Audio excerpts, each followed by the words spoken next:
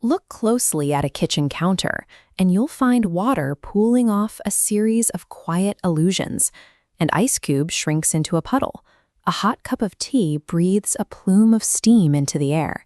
And a chilled glass bottle, sitting perfectly still, suddenly sprouts a coat of water droplets. If you watch these events long enough, a physical problem emerges. Where exactly does the vanishing water from the ice and the tea go? And from where does the water appearing on the outside of that cold glass manifest?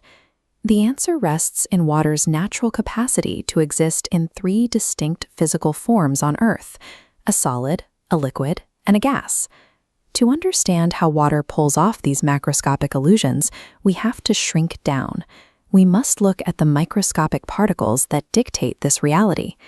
This diagram shows the architecture of matter. The physical state of any substance is determined by two rules: how tightly its microscopic particles are packed together and how freely they are allowed to move. Look at the solid state, ice. Here, the particles are tightly packed into a rigid grid.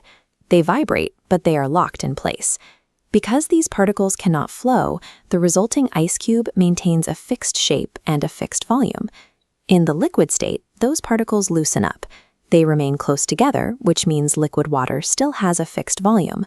But because the particles can slide freely past one another, water readily flows to fill the bottom geometry of whatever container you pour it into. Finally, in the gaseous state, the particles break their bonds entirely. Water vapor consists of scattered molecules moving rapidly and independently. They expand to fill all available space, possessing neither a fixed shape nor a fixed volume.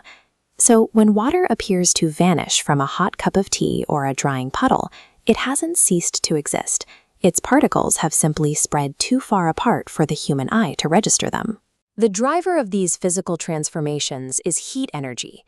Injecting heat agitates the particles, forcing the transition from rigid ice to flowing water, and eventually to airborne steam. When water reaches exactly 100 degrees Celsius, it undergoes boiling. This is a violent bulk process where heat forces bubbles of gas to form deep within the liquid and rise forcefully to the top. This animation compares boiling to a much quieter process, evaporation. While boiling churns the entire volume of water, evaporation is strictly a surface-level phenomenon.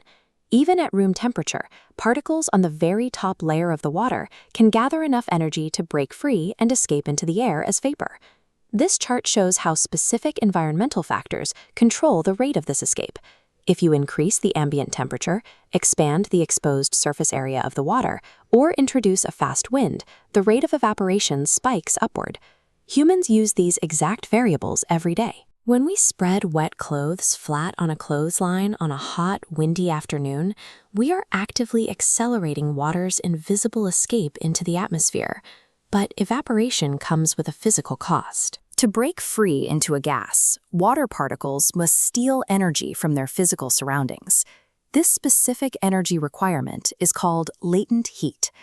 This diagram illustrates the trade-off. When the water absorbs this heat and floats away, the surface left behind experiences a direct drop in temperature. Your own biology relies on this thermal theft. When you sweat, your body secretes water onto your skin. As that water evaporates, it uses your excess body heat to make the phase change, actively cooling you down. This exact principle powers zero-electricity refrigeration. In a traditional pot-in-pot cooler, water seeps outward through a porous clay wall. As it evaporates into the dry air, it actively pulls latent heat away from the inner chamber, keeping the vegetables inside cold and fresh in harsh climates. The physics run in reverse when the environment cools down. If evaporation is driven by the theft of heat, what happens to airborne water vapor when that heat is taken away? Without enough thermal energy to keep bouncing around, the vapor particles slow down. When they bump into a cold surface, like a chilled glass bottle, they physically clump together back into a liquid. We call this condensation.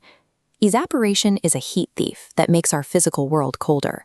Condensation requires a cold environment to pull that invisible water back into a form we can touch.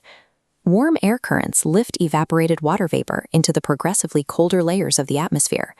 High above the ground, cold vapor needs a physical surface to condense onto. It finds microscopic floating debris, bits of dust, smoke, or ash. These particles act as condensation nuclei. The vapor molecules physically grab onto this debris, condensing to form a single liquid droplet. A single droplet is invisible, but when billions of these water-coated dust particles clump together, they form the massive, billowing structures we recognize as clouds. As more water condenses, these suspended droplets merge. Eventually, they become too dense and heavy for the air currents to hold them up, and gravity pulls them back to Earth as rain, hail, or snow. Everyday weather is simply the macroscopic result of microscopic water particles losing their heat energy miles above our heads. This flowchart maps the water cycle. The sun's heat drives evaporation from oceans and transpiration from plants. Vapor rises, condenses into clouds, and falls as precipitation. Water then rushes across the surface as runoff, or filters below as groundwater, eventually seeping back to the sea.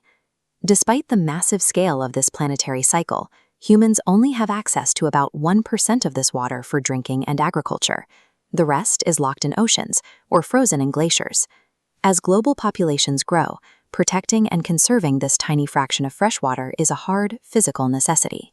Earth operates as a closed recycling system, where the total volume of water remains constant. The drop on your fingertip has been transitioning between these three states for nearly 5 billion years.